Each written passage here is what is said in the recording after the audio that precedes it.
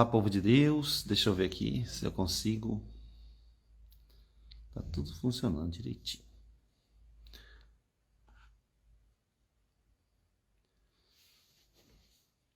Vamos esperar. Oh, aqui. Deixa eu botar adicional Tomás. Eu vou ver. Peraí.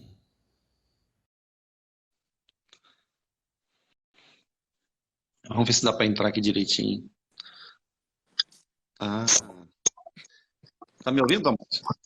Tá ótimo, tô te ouvindo. Não dá o cabo. Eita. Boa noite, povo de Deus. Olha lá, já entrou um monte de gente. Vamos abençoar nossa noite, Tomás? Vamos fazer uma bênção para o povo, para nós. Gente, pedir para vocês abençoarem a vida de vocês, a família, que nossos ouvidos espirituais se abram, que possa ouvir aquilo que a gente vai criar, que o Espírito Santo conduza, que o Espírito Santo toque, cure e que dê também inspirações, né, para a tua vida, para a nossa vida. Estamos reunidos em nome do Pai, do Filho, do Espírito Santo. Amém. Senhor Jesus, manda teu Espírito agora, através de Maria, nossa mãe. Conduz essa live, conduz nossas vidas, nossas palavras, que possam tocar os corações, que sejam palavras eficazes, de sabedoria, e que saia do nosso coração. Abençoa o Tomás, a sua família, abençoa minha filha, abençoa essa obra, o Vinde Verde, abençoa tudo aquilo que nós estamos fazendo para a tua honra e para a tua glória, Senhor. Amém. Que os amém, Tomás. Tomás, eu tenho tantas perguntas, as pessoas me fizeram tantas perguntas depois, que elas querem ouvir exatamente isso daí, porque a gente fala muito de se deixar conduzir pelo Espírito Santo. E eu lembro que você estava falando na semana passada, que a gente estava falando sobre, não só a dor que eu vi, assim, a dor que a gente vai passando, mas como a gente vence, lida com a dor de maneira espiritual, falando assim, né, com a fé. E eu queria ouvir um pouquinho de você, porque eu sei que você é um homem espiritual, como Deus te transformou, porque essa transformação, quando eu conversei com você, eu vi que você também teve experiências poderosas com pessoas muito ungidas, né? Dom Cipriano, Segundo Cano, você teve com o Emiliano Tardif. Tardif, que era maravilhoso. Essa história é impressionante, mas vai adiante. Não, isso eu acho legal porque assim, porque o que está faltando, nós somos homens, né? Mulheres saiam da sala, que essa live é só para homem, vai sumir as mulheres. Aí o que acontece? A espiritualidade masculina, eu estava lendo um livro do José Tolentino Mendonça, que é um bispo lá de Portugal, né? Que está em Roma, e ele escreve sobre a mística do silêncio. Olha que interessante que ele fala. Ele fala que a espiritualidade de cada época, ou seja, cada época tem a espiritualidade própria. Deus suscita uma espiritualidade moderna, digamos, falando assim, para esses tempos de agora. E essa espiritualidade, ele fala que é uma espiritualidade mística. Por que mística? Ele cita aquele Karl Rahner, que era um teólogo alemão, que falava que nessa época onde nós estamos vivendo a tecnologia, o desenvolvimento tecnológico, os cristãos ou eles serão místicos ou não seriam nada. Por que ele fala isso? Porque ele fala que Deus vai suscitar no coração dos homens a sede pela verdade absoluta, pelo sobrenatural, que Deus é espírito, né? Jesus falou que Deus é espírito e os verdadeiros adoradores adorarão o espírito e a verdade. E eu vejo que essa fé no dia a dia, nas pequenas coisas, é a verdadeira mística do amor, é a verdadeira mística da santidade. As pessoas acham que mística é uma coisa sobrenatural, que precisa ser igual ao Padre Pio, voar ou ter bilocação. Mas é simplesmente, é como você estava contando, lidar com sua dor, mas não humanamente mais. Porque a gente confia muito nas ias humanas. A gente tem que passar a entender que Deus, nós contamos com Deus poderoso, sobrenatural, e que Ele pode tudo. Mas quando nós damos espaço para Ele. Eu ouvindo você, eu via que você foi dando espaço para Deus. Quando você pensou no suicídio, quando você estava vivendo a tua dor, você na realidade estava chorando dentro de você e falando assim, poxa, Senhor, eu só queria uma mão que me sustentasse, alguém que pudesse, sabe, dizer que, poxa, eu quero ser amado, eu quero amar. Porque a nossa dor, eu nunca encontrei nenhuma pessoa que fala assim, um suicida falasse assim, eu quero morrer por morrer. A pessoa está com uma dor tão grande, ou um vazio tão grande, que ela não encontra saída, ela se vê sem saída. E essa partilha que eu queria fazer com você hoje, porque isso tem a ver com a nossa vida, do dia a dia, a dor de cada dia. Assim, as lutas, não é fácil, não. É muito. Exatamente isso. Você colocou muito bem. Uma das coisas mais difíceis da vida é você lidar com a dor, seja ela interior, emocional, seja ela física. E eu aprendi exatamente, como você falou, pelos vários obstáculos que eu tive que superar na vida, eu aprendi que Deus nos fez com capacidade para suportar qualquer coisa, né? Ou seja, quando a gente, no meu caso, como eu tive aquela iniciativa covarde de querer me matar e Uhum. ter deixado de lado a minha mulher e meu filho, eu percebi que existe um ponto, e que é aquele ponto assim, de bifurcação, que você vai para um caminho ou vai para o outro. Ou você vai para o suicídio, ou você toma um outro rumo na vida. E esse outro rumo na vida é que eu percebi que não é um rumo que eu dei na minha vida, quer dizer, é um rumo dado por uma força que está dentro de mim e que me fez capacitar a ir adiante. Então, hoje em dia, eu vejo as coisas, as duas dores, vamos dizer, a dor emocional e a dor física, Uhum. vejo de uma forma que é única. Quer dizer, seja ela qual for que você esteja passando, você vai passar e você vai superar. É questão de você acreditar que você vai superar. As pessoas que não acreditam nisso, é uma pena, porque cada ser humano tem um potencial a dar enorme. E quando a pessoa se entrega assim, eu não aguento mais, ou não dá mais, eu perdi tudo e coisa e tal, é uma pena, porque se ela esperasse mais um pouco, tivesse... nós estamos num nível assim, de espiritualidade muito grande, mas naquele nível de espiritualidade que eu estava, e que muitas pessoas também ainda estão, Vive. nesses momentos, se você pensar um pouco, tiver assim, a vontade de querer esperar para ver o que vai acontecer, a gente descobre um horizonte completamente diferente. Então, eu vejo hoje muito isso. Eu vejo muito isso as pessoas hoje, principalmente por causa dessa pandemia. A gente vê na Índia aquela quantidade, milhares de pessoas morrendo por dia, fazendo crematório assim com madeira, que não tem nem lugar para queimar as pessoas. A dor e o sofrimento que é tudo isso. E, com certeza, dentro dessas pessoas, sairão pessoas maravilhosas, renovadas porque tiveram assim, a força e a esperança de que não, eu vou esperar porque alguma coisa vai acontecer. E aí é que acontece mesmo. Que lindo. E uma coisa que eu ia te falar assim, dentro de cada pessoa, cada de nós, cada pessoa vai lidar conforme a sua base familiar, digamos assim. É claro que isso ajuda, né? Se você tem uma família que te apoia, que está do teu lado, você começa a ganhar a força no amor, ou se você teve abraços paternos e maternos, você tem também outra força diferente. Quando eu falo na cura interior, uma coisa que eu percebi você falando, me tocou muito por quê? Porque quando você falou que você ia pedir para os teus filhos chorarem com você, é uma coisa que dificilmente as pessoas falam. As pessoas fogem da dor de ver os filhos sofrendo, não querem, ou as pessoas que amam elas, e você foi muito corajoso, você quis chamar eles para perto de você, para você viver a dor com eles vivendo a dor com você. Só que eu não entendi ainda o sentido, eu consigo entender espiritualmente, mas quem te inspirou para te falar isso, para assim, qual foi a inspiração que você teve para que você queria que eles perto chorassem com você? Porque normalmente a pessoa que está na dor, ela não quer mais choro, não quer mais dor, né? E isso estou te falando porque muita gente me liga e elas falam assim, eu não consigo lidar com minha dor, ou seja, uma mãe me ligou outro dia e falou assim que o filho está com câncer, né? Descobriu um câncer.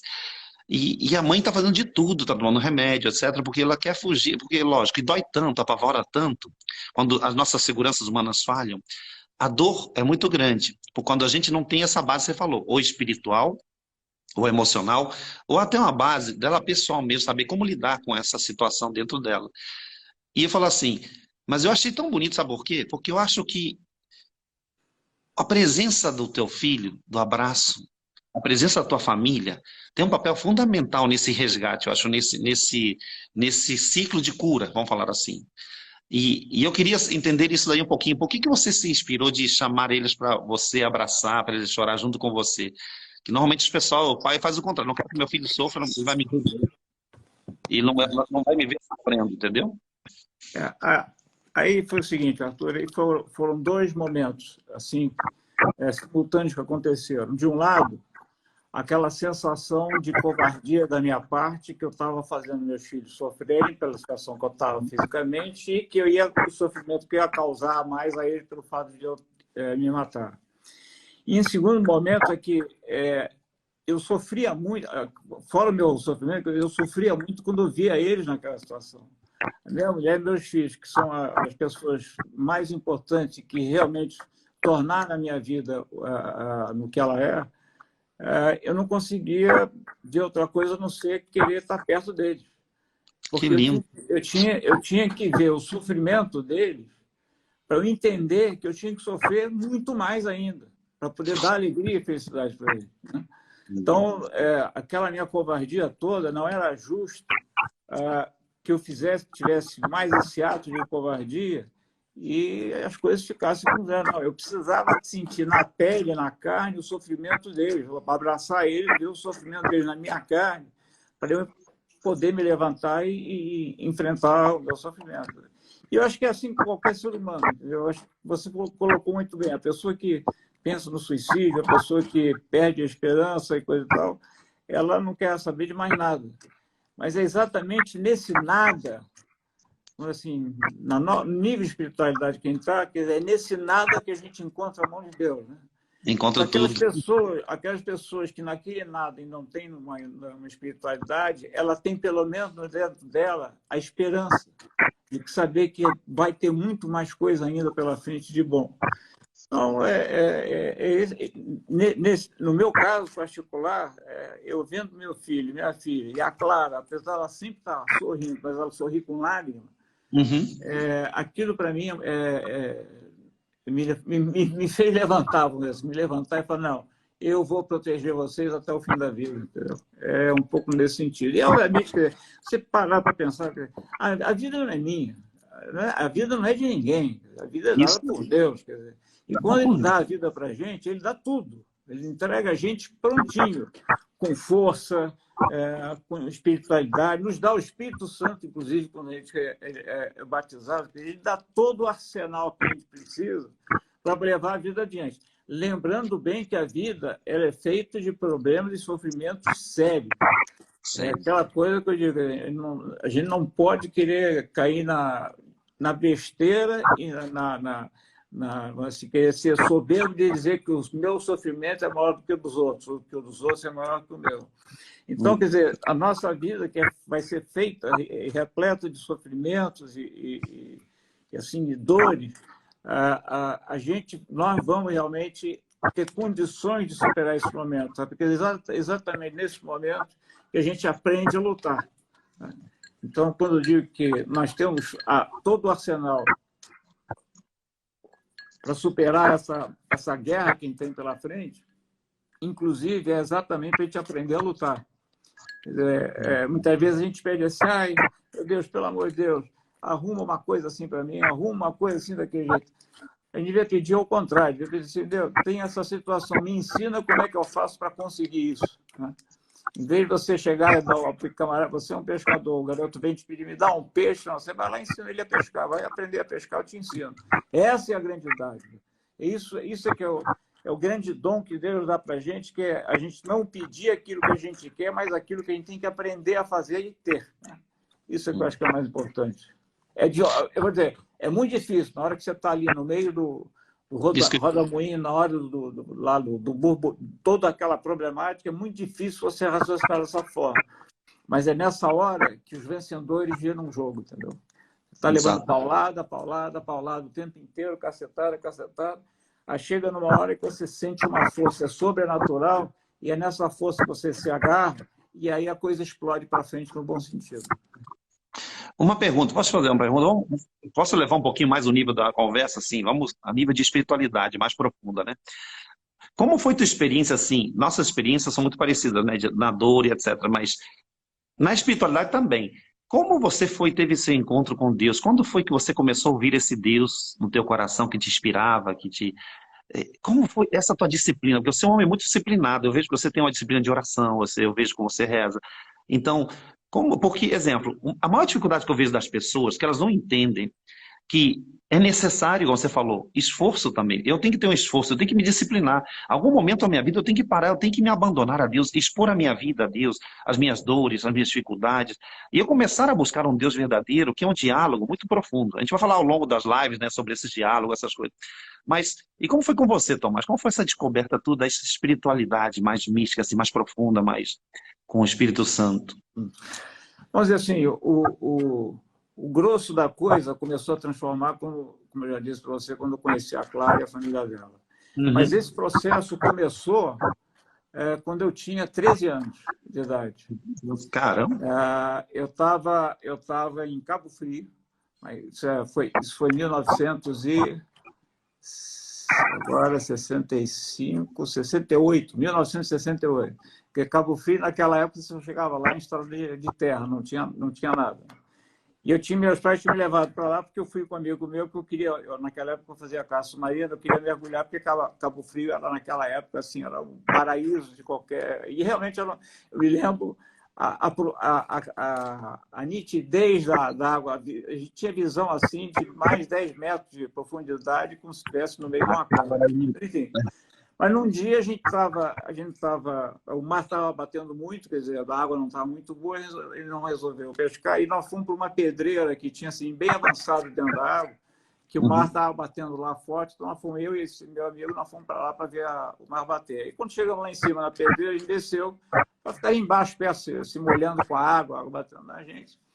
E aí, na hora de voltar, quer dizer, a gente pensou em como descer, mas a gente não pensou como subir.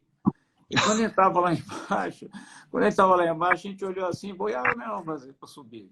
Quer dizer, se a gente for pular dentro da água, não vai dar, porque no mergulho a água vai te jogar de volta para a pedra, você vai se espatifar inteiro. Então, vamos ter que subir a parede, e a parede era alta, coisa assim de uns 7, 8 metros de altura. Eu sei disso que meu pai me contou depois.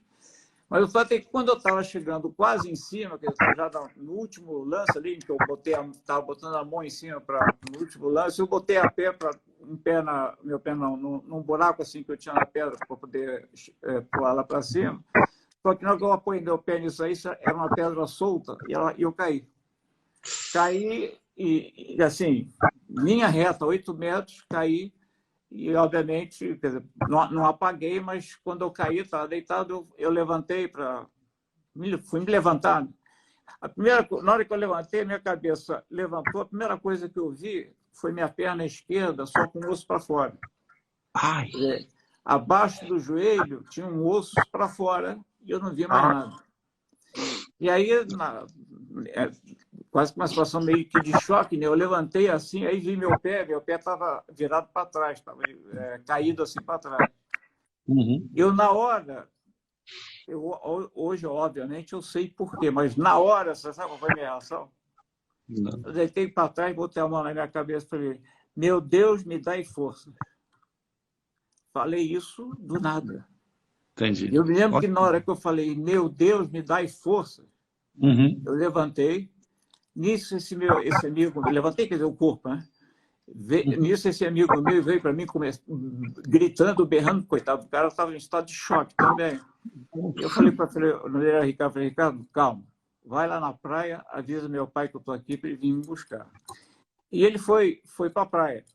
Só que era um caminho longo para a Borra. Então, o que eu fiz? Eu vi que naquela situação, do jeito que estava, sangue saía por ali. Eu sozinho, e mais ainda, com o corpo deitado em cima de uma pedra, que o sol batia direto, estava me queimando. Aí eu me lembro que eu peguei, quer dizer, eu sentei, com o meu braço direito, eu apoiei na mão a parte do joelho, e no braço o meu pé que estava de pendurado. E me arrastei para trás com uma parede que tinha assim, sombra, pelo menos eu ia ficar ali numa sombra esperando. Aí eu estava com uma bermuda de jeans, eu rasguei ela, peguei um pedaço dela e amarrei no joelho para fazer um torniquete, porque eu vi que a quantidade de sangue estava saindo demais. E fiquei esperando.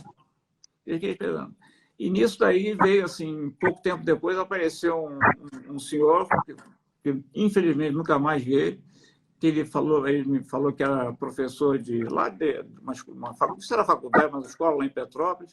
E eu perguntei, mas como é que o senhor chegou aqui? Ele falou, não, porque eu vi vocês de longe, eu sabia que alguma coisa de ruim ia acontecer. E aí eu falei para ele, pedi para meu pai chamar, se eu puder ir lá. Ele falou, não, não, eu sei que teu pai vai vir, eu vou ficar aqui com você, se você precisar de alguma coisa, eu poder estar aqui. Então, aquele momento que eu falei assim, Deus me dá forças, a minha maior preocupação foi a dor que eu ia sentir física. Porque era um choque, né? Uma perna aberta no meio com o osso para fora. Osso, tendão, tudo ali estourado. Eu pedi para me dar força. Eu, dali, até chegar no hospital, eu não tinha dor nenhuma. Meu pai chegou perto de mim, a primeira coisa que eu falei para ele, foi, pai, você acha que vai dar para voltar a jogar basquete? Porque naquela época era a seleção de basquete do colégio. Então eu estava preocupado em querer jogar basquete e voltar. E meu pai, quer dizer, eu sei que ele chegou com uma prancha de surf lá, porque ele viu uns garotos surfando, pediu ajuda desse menino, aí me botaram em cima da prancha, me amarraram e levaram. Quer dizer, entre eu cair e chegar no hospital que tinha lá em Cabo Frio, que era hoje o hospital naquela época era mais uma enfermaria do que um hospital, né? Sei que demoraram ali mais de 2, 3 horas, esse percurso inteiro que eu fiquei com a perna aberta. E aí depois fiz a cirurgia, quer dizer, foi uma cirurgia complicada no início, porque o médico que iria fazer a cirurgia estava com diarreia, entendeu? Então ele não tinha como ir lá. E aí fiz a primeira cirurgia e depois fui para o hospital aqui no Rio e aí fiz o resto do tratamento. Então essa foi minha primeira experiência com a realidade divina. Não que eu já tivesse uma base. Como eu já disse, eu sou batizado, fiz crisma, mas nunca fui assim religioso, participar de missa nem nada. Eu levava a minha vida. E quando eu falei isso, com 13 anos de idade, eu me lembro até hoje, mas na época me chocou muito como eu pedi e aconteceu, né? Me dá força e me deu força. Foi uma coisa impressionante. Depois, com o passar do tempo, aí eu entro, vamos dizer assim, numa etapa mais avançada, que foi conhecer a família, claro. Onde eu vi, quer dizer, assim, a importância assim, a necessidade da gente ter, vamos dizer assim, essa fé de que Deus está presente na vida da gente. Onde eu vi, quer dizer, você vê isso quando as coisas boas acontecem, é uma coisa. Você fala, reza, vou ganhar aquele jogo, que bom, ganhei, que maravilha, Deus me ajudou. Mas quando você vê ao contrário, que são aquelas coisas ruins que acontecem, que você nunca imaginou que pudesse acontecer, e você vê um pessoal unido ali rezando e aquilo transformando as pessoas, aquilo para mim me chamou a atenção de novo, quer dizer, para voltar para aquilo que eu tinha antigamente, que na época que eu pedi aquele socorro a Deus para não ter a dor. E realmente, quer dizer, foi ali que eu comecei a entender e a participar, e comecei a conviver e prestar atenção e ver realmente que não era uma coisa normal as coisas que aconteciam e como aquilo transformava, vamos dizer assim, numa força, numa sei lá, não sei como é que eu vou dizer, mas um caminho que você deve seguir a qualquer custo. E aí, quer dizer, aí foram vários fatores que começaram a acontecer. Um deles foi o meu primeiro episódio, que foi a primeira confissão como adulto propriamente dito, que foi com o Dom Cipriano. Eu não se Eu não conhecia o Dom Cipriano. E a Clara me dizia, quando a gente mudou aqui para o Rio, ela dizia que tinha um padre maravilhoso, que ela conhecia, que ela queria muito que eu conhecesse, que era o Dom Cipriano. E eu não estava nem lá com o padre, eu gastava meu tempo trabalhando e na hípica montando meus cavalos. E a Clara insistia, e eu me lembro que uma vez ela chegou para mim e falou, mas Dom Cipriano vai estar na casa da Glória. A Glória é irmã dela, que mora aqui no Leblon, perto aqui da gente. Eu queria que vai lá por mim. E eu fui, estava de bota e culote, fui para lá, porque depois ia para ele. E aí sentei do lado do Dom Cipriano, conversando com ele, e me deu vontade de fazer. Queria fazer uma confissão com o senhor. E fiz uma confissão séria, não foi uma coisa assim de deboche, não. Ao contrário, foi bastante sério. E eu sei que dali eu saí com como se eu tivesse perdido assim, uns 20 quilos. Estava assim, me sentindo extremamente leve. E aquilo me chamou muita atenção, a ponto que eu comecei a frequentar alguns encontros de Dom Cipriano. E quando eu caí, eu fiquei paralítico, eu tive um momento muito, muito profundo, que eu acho que talvez valha a pena a gente conversar na semana que vem, que a nossa live seria dia 13 de maio. Né? E 13 de maio é uma data muito profunda para mim, que é o dia de Nossa Senhora de Fátima. de E eu Fátima. tive uma passagem com Nossa Senhora de Fátima muito grande que eu vou deixar para falar não vai ser na quinta-feira, vai ser na quarta-feira, dia 12. Mas vou deixar para falar lá, porque é uma passagem, talvez a passagem mais forte da minha vida. E aí, quer dizer, com o Dom Cipriano, eu pedi para que ele começasse a me orientar espiritualmente para saber como eu podia retomar a minha vida. E foi participando, então, dos encontros, dos retiros, vários deles que você participou também, e que você falou também. Então, quer dizer, as pessoas, obviamente, muitas delas não nascem, quer dizer, não têm esse dom da fé natural, quer dizer, aquilo, não é, por exemplo, da família da Clara, onde todo mundo tem uma raiz de fé maravilhosa. Uma Mas tem herança. pessoas que nascem, tem gente que nasce numa situação em que nem religião existe, quer dizer, Então, eu fico, às vezes, como é que eu posso, como é que a gente pode fazer para levar para essas pessoas que não têm tanta estrutura assim, espiritual, dar para elas essa estrutura, ou seja, dar para elas essas ferramentas para elas enfrentarem a vida. Porque, como eu digo, a vida não é fácil, a vida é complicada, a vida é muito ingrata, tem muita injustiça que acontece, mas nós temos, acima de tudo, um Deus que nos ensina a vencer isso. Totalmente. É Então, poderoso. é por aí. E aí a coisa foi aprofundando, aprofundando, e eu digo o seguinte, a cada dia que passa, eu me aprofundo mais, eu vejo que a presença de Deus nas coisas. Aliás, um dia eu ainda vou falar até com o padre uma coisa que eu acho que ele vai ficar escandalizado, porque tem que se o padre vier perguntar para mim, Tomás, você tem fé? Você sabe qual é a resposta que eu vou dar para ele? Eu não tenho Não. fé nenhuma, não. Não tenho fé nenhuma, não tenho fé nenhuma, não, porque eu já vejo tudo ao vivo em volta de mim. Então, vou ter fé do quê? Eu já vejo. Quer dizer, fé é você acreditar numa coisa que você não vê, ou seja, você acreditar em Deus que você não vê. Mas eu vejo Deus em tantas formas, que eu não tenho mais fé nenhuma. Ele tá vivo aqui na minha frente. Para você ver uma realidade, você não precisa de fé. Fé é quem precisa ver uma realidade que não existe, né? Exatamente. Que ela tem uma esperança. O Dom Cipriano, só para fazer um parênteses para quem não conheceu, Dom Cipriano nos ensinou muito sobre a questão de maldições, votos secretos, sobre cura interior. Ele rezava muito aqui no Rio de Janeiro também com a Teresa Arruda. Então, nós temos uma experiência muito grande de cura interior, a nossa vocação, inclusive a minha, principalmente eu quando comecei a ter muito contato com eles, eu fui entendendo e mergulhando nessa mística, né, da cura interior, das maldições, das heranças. Isso ao longo das lives a gente vai trazer, a gente vai falar muito sobre esses temas, que a gente tem uma experiência, né, Elton, mas tão longa de ensinamento, de experiências na nossa própria vida, família, como a gente foi conseguindo, como a gente consegue quebrar, lidar com essas situações, que eu falo muito nas gravações, né? E eu vejo assim que essa experiência ela é pessoal. O que a gente está ouvindo do Tomás agora, que vai continuar, mas pessoal é dele. Mas serve como um grande exemplo para nós, porque nós estamos entrando na oração derrotados, com cara de uva passa. Eu já vejo muita gente que entra na oração já falando assim: ai, será que vai dar certo? Ai, eu queria tanto isso de Deus. Ou no desespero. Exatamente. E ninguém fala assim, pô, eu vou encontrar com um Deus que é poderoso, que pode tudo, gente, que ele vai mudar a minha vida, vai mudar a minha história. Então, é isso que eu estou falando, eu gosto do teu testemunho, que você conta ele com uma assertividade, com uma fé, com uma autoridade, que isso que falta nas pessoas. Em mim também, às vezes quando a gente conta uma montanha e fala assim, ai, cara, será que eu vou conseguir passar isso? E isso que eu gosto do teu testemunho, Tomás, porque é muito forte para nós, entendeu? E eu Eu, sei que eu, eu, por isso. eu digo mais ainda, Arthur, tem momentos na minha vida em que às vezes eu questiono a existência de Deus. São aqueles momentos assim aquelas noites escuras, aquele deserto que você passa, que você. Eu me lembro que uma vez eu estava fazendo um acompanhamento, tinha um padre muito amigo, tinha não, um padre que eu tenho assim um carinho por ele enorme, que é o padre Eduardo Braga, Do que Brasil.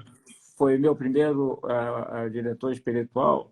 E eu disse uma vez para ele, falei, padre, às vezes me dá assim, uma sensação de que nada existe. Parece que tudo isso que eu acredito, que eu vejo, isso aí desaparece. Isso me dá uma agonia danada, porque por que acontece isso? Isso chama-se aridez espiritual. É quando toda aquela espiritualidade que você tem, vai por água abaixo, sai dentro de você. E é nessa hora que você tem que lutar. Porque Deus está dando a você, nessa hora, nesse momento, você se fortalecer. Não adianta ele só ficar fortalecendo você, não. Ele está dando o momento para que você se fortaleça. Então, eu vejo assim nas pessoas, no momento em que as pessoas estão naquela dificuldade, naquele desespero, a pessoa entender que é o momento dela de se fortalecer. Mas se fortalecer buscando a coisa certa e não a Claro. coisa errada. Lógico, outros caminhos. Mas o que você está falando é tão forte, porque Santa Teresa d'Ávila ficou 20 anos nesse deserto. Imagina ficar 20 anos, ela ficava contando tijolinho na capela. Então, tantos santos viveram essa aridez. E eu acho que o momento rico do nosso crescimento é essa aridez. Ele tem razão, o Padre Eduardo está falando, porque todo mundo precisa passar por esse deserto. Eu acho que é bom para nós. Pastor, veja até o seguinte, quer dizer, Cristo, que é Deus e é humano, ele foi para o deserto passar 40 dias sem beber e sem comer, para exatamente o corpo dele humano passar por aquilo. Quer dizer, se Cristo, não vou dizer que todo mundo vai ser Cristo, mas se Cristo deu essa prova para nós, quer dizer, ali estava o ser humano, o lado humano, a natureza humana de Cristo. Então, se ele foi para lá e passou 40 dias sem comer e sem beber, não era só para ele... ele não estava preparando a vida pública dele, não. Estava mostrando para toda a humanidade o potencial que o corpo humano tem, a capacidade que cada um de nós tem de se adaptar em qualquer situação, em qualquer circunstância. Às vezes eu me pego assim, eu comigo mesmo, me lamentando, estou com dor aqui, estou com dor ali. Foi daí, hoje, por exemplo, agora há pouco tempo já comentei com você, né? Já estou com o braço engessado por causa do tendão do cotovelo e agora meu ombro, que é um problema antigo, está estragado, está complicado. E aí eu estava me vestindo na cama, assim, me trocando, sentindo uma dor danada, e de repente me veio na cabeça assim, caramba, eu estou reclamando do meu ombro. Mas e a dor que Cristo deve ter sofrido com aquela cruz aqui em cima do ombro dele? Quer dizer, Raul, vai passear, vai embora. Isso para mim é cosquinha, pelo amor de Deus. Covardia, é isso. Tá certo? Essa atitude que muda tudo, entendeu? Você pegou num ponto. Porra, é que muda tudo. Essa visão que eu te falo assim. Você sabe o que você está fazendo? É tão bonito isso aí. Você está pegando a tua dor e tornando, que nem São Francisco de Assis falava, a minha irmã dor. A tua dor se torna a tua irmã. Você fala assim, olha, vai passear, não quero ficar na dor. Eu não vou... Porque, gente, a vida, como ele falou, nossa vida de cristão, o que mais cristão tem na vida do cristão é tempestade, é dor. Não tem jeito. A vida, viver já é uma dor, né? A gente vive, sofre por amor, sofre por qualquer coisa. Mas o que a gente vai fazer com essa dor, gente, é o que Deus quer nos ensinar hoje. Porque a cura verdadeira acontece quando a gente aprende a lidar com essa dor e a elevar essa dor. Eu acho que toda dor nossa tem um poder também de santificar nossa família, de curar, de ajudar. Eu sempre assim, quando eu estou com qualquer dificuldade, eu sempre entrego assim, eu tomo essa dor aqui, porque eu sei que alguém está precisando, eu sei que minha família precisa, eu sei que alguém... Então a gente padece não é à toa também, ainda tem um mistério da dor, sabia? O mistério que é da santificação dessa dor. Porque a gente pode entregar para Deus como fonte de salvação para nossa família e para quem está sofrendo, quem está precisando de oração. Exatamente. Eu acho que isso a espiritualidade nos traz muito forte, né? Porque a gente não lida de maneira humana com a dor, a gente lida de maneira sobrenatural. Gente, outra coisa que o Tomás também, a mim me toca muito, que você falou também, é que essa espiritualidade que eu repito para vocês, a disciplina, apesar de toda a dificuldade que o Tomás tem, ele é um homem disciplinado. Ele tem a disciplina da oração. Ninguém alcança a oração assim, gente, agora estou sentindo o Espírito Santo, agora estou no lado zen, agora vou conseguir. Não é assim. Tem vezes que você vai estar nessa aridez que ele está falando, você não tem vontade de nada. E a tua oração vão ser tuas lágrimas, ou senão a tua oração vai ser o teu silêncio, que é o mais lindo da gente, ou senão vai ser até um xingamento. Desculpa falar o termo para vocês, mas... É isso mesmo. Torna uma oração, cara, porque é o que você está sentindo na hora. As pessoas querem rezar de maneira bonita, etérea, de maneira... Gente, é quem nós somos ali diante de Deus. Deus quer ouvir o teu eu. Você tem que falar com Deus como... Gente, eu converso com Deus, Tomás também deve conversar assim, de maneira espontânea. É o nosso melhor amigo. E é isso que eu acho que faz muita diferença. Você tem que ter um momento em que você se encontra no teu dia. Gente, temos manhã, tarde e noite. Se você não tem um momento de encontrar-se com Deus, já está tudo errado na nossa vida. Por quê? Se Deus é a prioridade de tudo, e eu não dou lugar, espaço para esse Deus falar comigo, se encontrar comigo, então tem uma coisa muito errada. Deus não é porcaria nenhuma, é minha prioridade. Deus, a prioridade é meu trabalho, é família, tudo, menos Deus. Eu digo sempre assim, Deus é uma coisinha na minha vida. Deus não é a minha vida. É uma grande diferença. Quando a gente está vivendo de outra maneira, né, Tomás? A gente fala assim, hoje em dia eu falo, Deus é minha vida. O resto vem depois, porque o amor de Deus vai transbordar para o meu filho, para minha filha, para quem for, para o meu marido, para minha mulher. Porque esse é o amor que eu preciso. Isso. Até porque não existe vida sem Deus. Para existir a vida, a presença dele é Ele que faz a vida. E eu, Arthur, vou dizer o seguinte: você falou que você conversa com Deus. Eu digo, mas eu converso com Deus e converso no meu idioma, né? Converso com ele no meu idioma e de frente a frente. Como eu falo, por exemplo, eu tenho assim a minha ligação divina, ela fica muito concreta, muito assim específica com o Espírito Santo. Eu não sei se eu já falei, mas eu carrego na minha cadeira atrás um símbolo do Espírito Santo para dizer que é o meu motor. Então, quando eu estou naquela situação complicada mesmo, eu converso muito, mas muito com a terceira pessoa da Santíssima Trindade, que é o Espírito Santo. E, obviamente, quer dizer, converso com a primeira pessoa no meu idioma. E converso com a segunda pessoa também no meu idioma. Mais até porque ele está vivo. Quando as pessoas falam, quando me falam, não, Cristo está vivo, já começa a pensar em coisas assim, sobrenaturais. Eu digo, gente, é uma questão documentada. Quer dizer, a única pessoa que eu conheço que morreu, foi enterrado, ficou uns 2 ou 3 dias enterrado, de repente ressuscitou e não morreu de novo, a única pessoa que eu sei que fez isso foi Cristo. Ninguém, não tem nenhum registro de uma outra pessoa. E isso que às vezes, quando eu converso com as pessoas, que as pessoas vêm me questionar por que eu sou assim tão ferrenho com a religião católica, apostólica, eu falei, por uma razão muito simples, gente.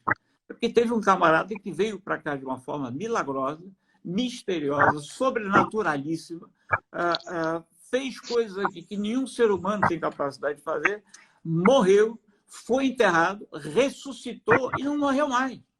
Ele está vivo, está aqui, caramba. Tem um amigo meu que mora lá na Austrália. Eu não estou vendo ele fisicamente, mas eu sei que ele está lá, ele mora lá. Cristo está em todo lugar. Então, é um pouco de... as pessoas levam assim, um pouco para o lado da ficção, de que, não, Jesus vive, meu Deus. Não, ele vive, nós está vivo aqui, pô. É essa mensagem que ele deixou para a gente. Então, não querer acreditar nisso é, primeiro, um desprezo, um desperdício. Você querer não acreditar numa realidade tão clara, tão nítida. Você pode até questionar se, mas será...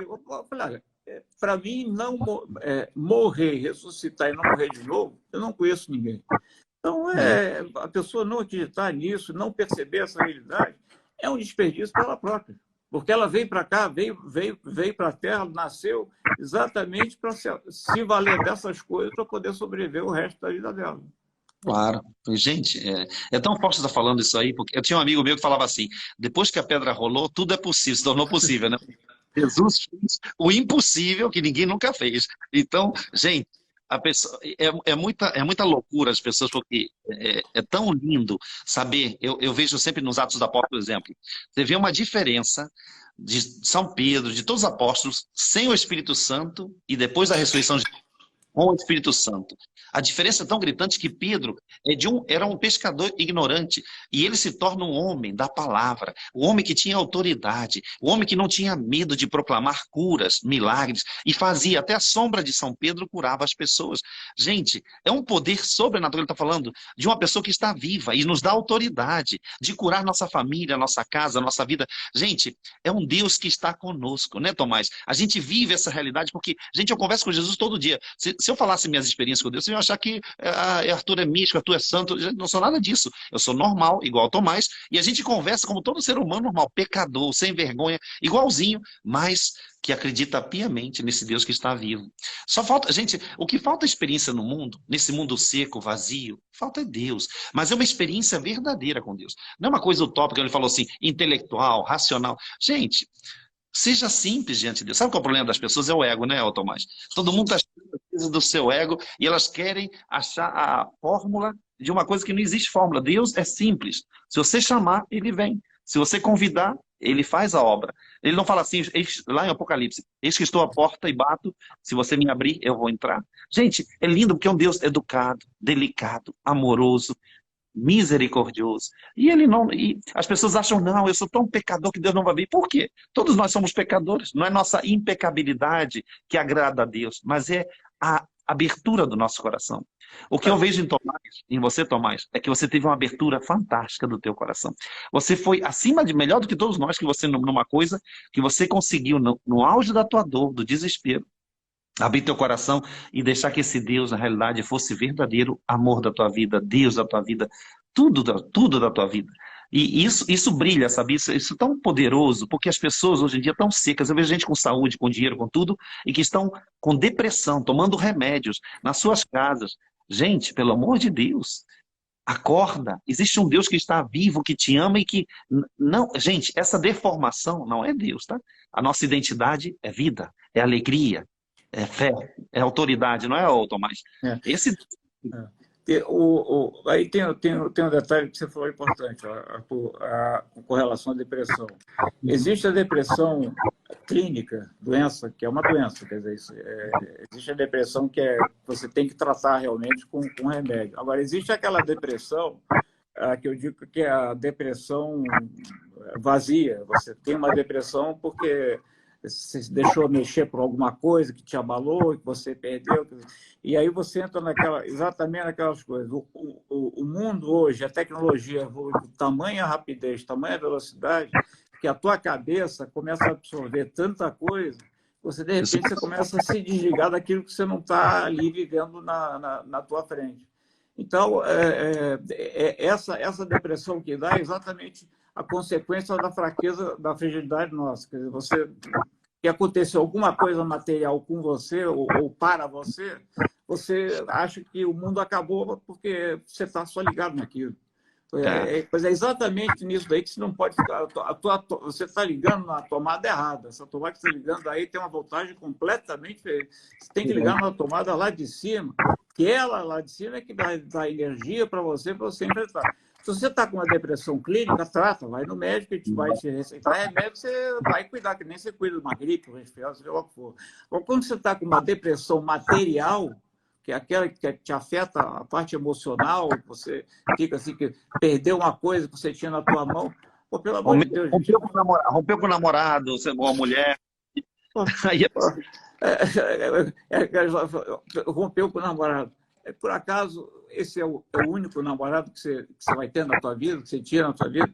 Eu me lembro que a minha filha, que era, eu sou suspeito para falar, mas para mim era a mulher mais bonita que existe no mundo. Não dá para comparar com ninguém. Talvez com a Clara, mas fora ela, a minha filha, para mim não tem concorrente, não.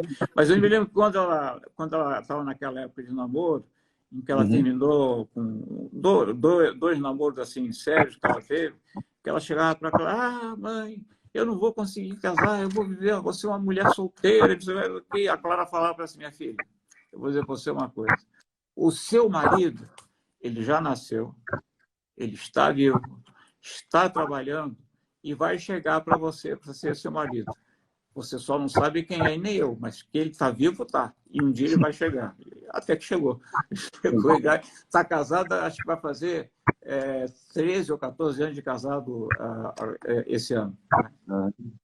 Mas é lindo isso daí, porque você começa a ver que o quê? A gente coloca a nossa confiança nas coisas, nas pessoas, ou nas nossas forças humanas.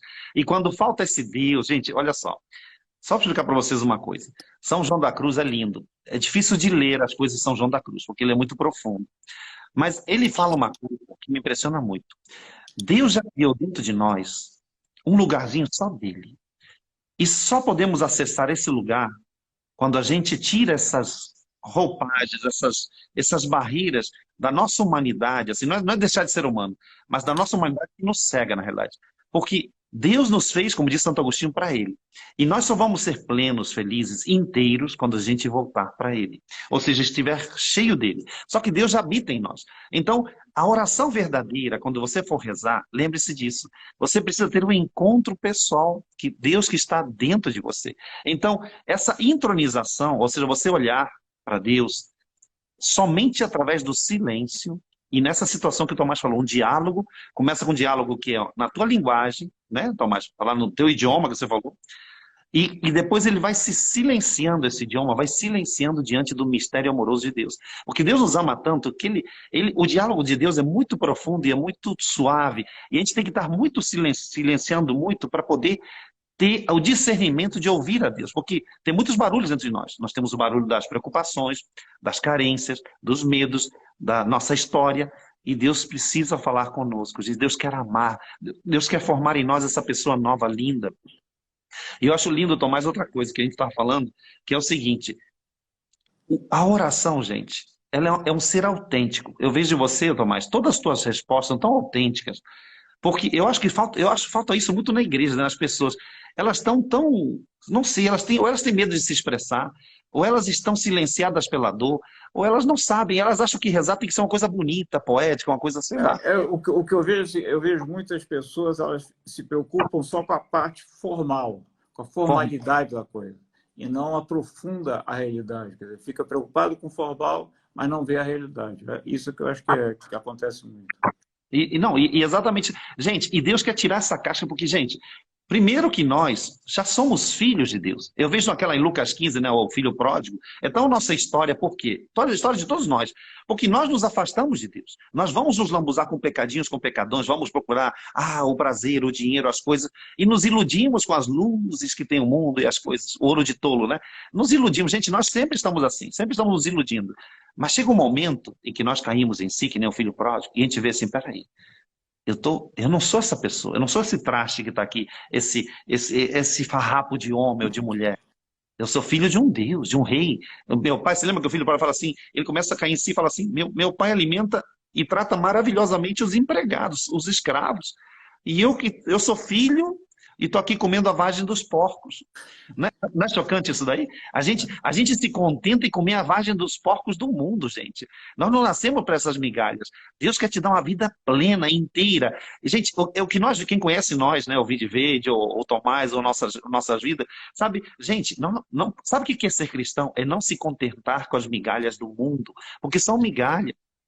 Perto de Deus, Tomás, o que adiantaria de falar assim, Tomás, eu tenho aqui 3 milhões de dólares para você trocar por Deus. A gente não troca por nada, você pode me dar o mundo inteiro, ouro, glórias.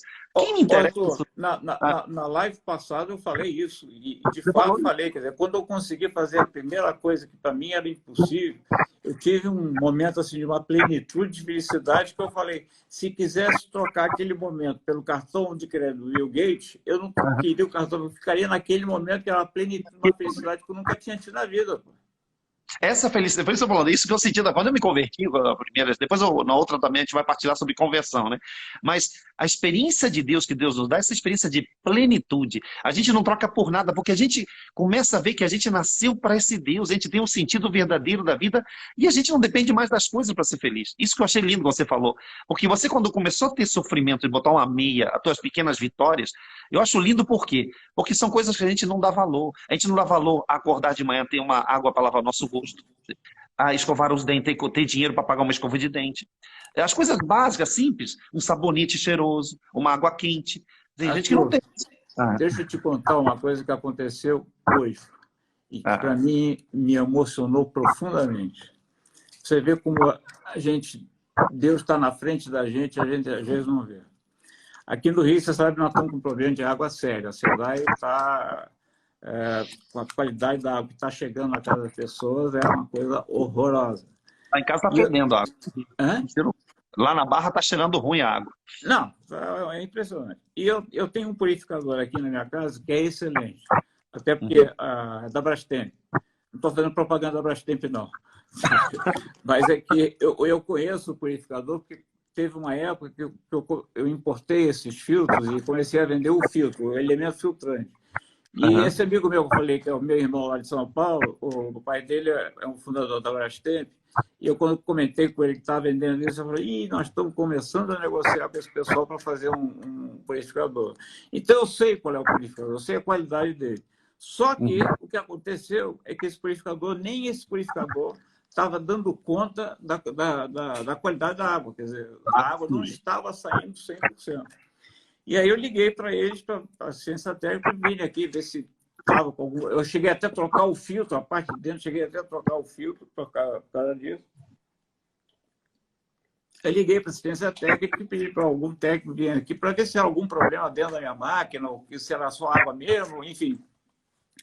E aí veio um rapaz que já tinha vindo outras vezes, mas quando eu vi ele, me deu um aspecto assim, ele estava muito magro, muito magro mesmo. Eu senti assim no rosto dele assim uma dor interior muito grande. Olha E que coisa. quando vem esse pessoal técnico, você, nesse caso específico do Abrastem, você quer que o técnico vá para a tua casa, tudo bem, você vai ter que pagar a visita, porque se não tiver problema nenhum, o cara não foi na tua casa à toa. Então você tem que pagar a visita. E no meu caso, quer dizer, o problema foi só um ajuste ali, não era nada. E aí, quando eu fui pagar a visita para ele, era R$ 50, alguma coisa me falou, Tomás, eu tinha uma nota de R$ 100 na carteira. Eu falei, Tomás, não pede troco não, dá esses R$ 100 para ele. Arthur, para resumir a história, paguei e fui embora para o meu quarto, ia me trocar, que eu ia sair com o Totti, com o meu cachorro. Aí meu assistente virou-se para mim e falou, doutor Tomás, o senhor não sabe o que o senhor fez. Eu falei, o que houve? Quando o senhor saiu da cozinha, ele estava chorando, dizendo que não podia imaginar como Deus podia ser tão bom com ele. Ele já estava há uma semana sem dinheiro para comer. Na casa dele, a mulher e os filhos estavam passando fome. Ele ia para o trabalho a pé. E isso é uma coisa até que, se alguém estiver ouvindo, eu vou falar a verdade, é uma maldição, uma judiação, você mandar um camarada desse trabalhar, assim, dar o dinheiro da condução dele de ida e de volta, e não dá. O tênis dele, já me contar, o tênis dele na parte de baixo não tinha o calcanhar, e o calcanhar dele já pisava no chão duro. Ele falou, ele falava assim, ele disse, doutor Tomás, que o senhor foi um Deus para ele, foi Deus que, aliás, o senhor foi enviado por Deus para ele, porque o senhor deu condições de ele poder comprar 1 quilo de arroz, 1 quilo de feijão, pagar a passagem dele, ter um dia ele poder chegar em casa com alimento para a mulher e para os filhos. Meu Deus do Arthur, céu. isso não fui eu. Na hora, senti uma voz me disse, mas não cobra o troco não, dá os R$ 100 para ele. Fiz um impulso que veio de mim, eu fiz, pô, toma os R$ 100. Claro, normalmente a reação é, pô, você deu tudo isso para ele, mas é a tua história. Eu não, que a Clara, quem é a controladora financeira aqui de casa, é ela que toma conta das contas todas aqui. Mas, enfim, eu dei os R$ 50 para ele, assim, porque quer dizer, esse sujeito foi falar para os nossos outros funcionários aqui que Deus é que tinha me mandado lá. Quer dizer, Olha que Deus, olha que lindo. Quem é que fez eu fazer isso? Não fui Deus, eu. o Espírito Santo. Não fui eu. Eu, por razão nenhuma, daria uns R$ 50 assim por nada. Ainda mais sabendo que, quer dizer, imaginando que no trabalho dele está a serviço ali. Ele estava com dinheiro para pagar a ida dele, pagar a volta. Ele ainda falou uma coisa, disse o pessoal assim, que ele mora aqui no Jardim Botânico. Ele falou que ia lá para a PUC, que é lá no Leblon, a pé, porque ele não tinha dinheiro para condução. Quer dizer, andar, sei lá, quantos quilômetros ainda para... Quer dizer, o sujeito, obviamente, estava num fim de vida assim, aí R$ 50 fez ele ressuscitar. Então, são essas coisas que acontecem. Quando a gente menos espera, vem assim um detalhezinho na vida da gente que muda a gente. Não estou dizendo no caso dele, quer dizer, no caso dele transformou para o bem, mas eu digo, no meu caso, veio assim uma coisa que me fez fazer e aconteceu isso. Agora, vai perguntar, você pode ter prazer maior do que esse saber que você ajudou uma pessoa sem saber? Se eu estou feliz que você fez isso, imagina você que fez esse negócio. Você está entendendo? Eu saí de lá e falei, meu Deus está comigo. Eu sei que eu sou pecador, eu sei que eu sou um salafrário, mas ele está comigo. Maravilha, entendeu? Mas isso aqui é bonito em Deus. Você está controlando o horário, Tomás? Eu não estou nem vendo o horário. 8h54, por 6 minutos. Acho que é hora de você falar. Vamos lá, vamos, gente. Deixa eu falar para vocês uma coisa. A gente, nesses inícios dessas lives, a gente está fazendo muito testemunhal. A gente vai ter sempre uma partilha e a gente vai começar a trabalhar nas outras lives, falar sobre a Lexo Divina, como fazer a Lexo Divina, a gente vai fazer na prática, eu e Tomás vamos fazer isso com vocês, como a gente também estuda isso na nossa Bíblia, aplica isso na nossa vida. E eu queria falar para vocês também a gente vai falar sobre maldições, a gente vai falar sobre cura interior. E esse momento dramático, eu vou pedir para vocês se unirem a nós, rezando esse Pai Nosso, essa Ave Maria, que dê tempo para a gente rezar. por todas as pessoas que estão sofrendo, as pessoas que escreveram para a gente antes pedindo oração. Tem crianças que estão com câncer. A pessoa de São Paulo me ligou, já pediu, a Vivian já me ligou pedindo oração para uma criança que está jovem que está com linfoma, para as pessoas que estão com câncer em tratamento, pessoas que estão doentes, as pessoas que estão acidentadas, as pessoas que estão nos hospitais, pessoas que estão dramáticas agora, pessoas que não têm o que comer, muita gente quebrando, muitos empresários endividados, muita gente pegando empréstimo no banco. Eu acompanho tudo isso, todo o pessoal, diariamente chegam mais de 1000 mensagens para mim. Então, imagina o que é isso, saber de tudo isso e a gente se sente impossibilitado humanamente de fazer tudo isso. Mas nós temos um Deus que pode tudo. Vamos impor a mão sobre eles, ô Tomás? Vamos pedir agora. Nesse Pai Nosso, eu queria pedir para vocês rezarem pela família de vocês, por todos que estão necessitados nesse momento. Pai Nosso, que estais no céu, santificado seja o vosso nome. Venha a nós, Senhor, o vosso reino. Seja feita a vossa vontade, assim na terra como no céu. O pão nosso de cada dia nos dai hoje. Perdoai-nos as nossas ofensas, assim como nós perdoamos a quem nos tem ofendido. E não nos deixeis cair em tentação, mas livrai-nos de todo mal. Amém. Olha para Nossa Senhora com a cruz de São Bento que ele está levantando. Vamos pedir para ela agora. Ave Maria, cheia de graça, o Senhor é convosco. Bendita sois vós entre as mulheres. Bendito é o fruto do vosso ventre, Jesus. Santa Maria, Mãe de Deus, rogai por nós, pecadores, agora e na hora de nossa morte. Amém. A cruz sagrada seja a minha luz. Repete você. Não seja o dragão o meu guia. Retira-te, Satanás, da minha vida, da minha casa, da minha família. Nunca me aconselhes coisas vãs. É mal que tu me ofereces. Bebe tu mesmo do teu veneno. Em nome de Jesus, amém. Que Deus abençoe todos nós agora, abençoe nossa casa, nossa família e todos que nós estamos rezando. Em nome do Pai, do Filho, do Espírito Santo. Amém. Gente, muito obrigado. Olha só, essa live vai estar no YouTube. A outra live já está com 8.000, sei lá quantas visualizações. O pessoal está gostando muito de acompanhar depois. Eu vou botar no nosso YouTube Vinde Verde Brasil, tá? Vou deixar no Instagram e vou botar no YouTube. E obrigado por vocês terem nos acompanhado, rezado conosco, né, Tomás? Estamos aqui sempre rezando por vocês na disposição. E obrigado você, Tomás, por essa disposição linda, que eu sei que para você também é difícil, às vezes, você tá, sabe, acompanhando. Está sendo uma bênção, sabia? Eu estou muito feliz. A gente saber que pode fazer o bem para alguém, não existe bem melhor do que esse bem. Amém. Isso, poxa, tem como agradecer você e a Clarinha por tanto carinho. Gente, muito obrigado. Boa noite para todos, né? Boa noite, povo de Deus. Fiquem com Deus. Pessoal. Até a próxima. Até a próxima.